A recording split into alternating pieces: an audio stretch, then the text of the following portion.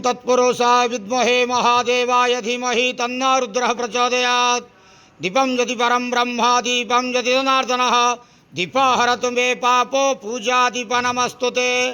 अहे धवलेश्वराय वाळालिंगाय नमो नमः। संसार सुखी रखंतु।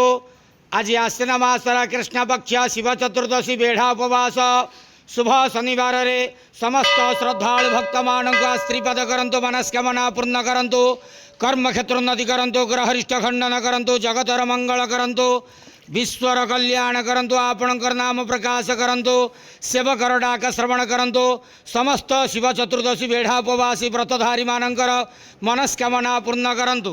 बाबा धवलेश्वराय वाळालिंगाय नमो नमः। संसार सुखी रखंतु आनंद गवार हरि बोलो। आज शिव चतुर्दशी बेढ़ा उपवास शुभ शनिवार रे समस्त श्रद्धालु भक्त मानकर मनस्कामना पूर्ण करंतु आनंद गवार हरि बोलो। बाबा धवलेश्वराय वाळालिंगाय नमो नमः।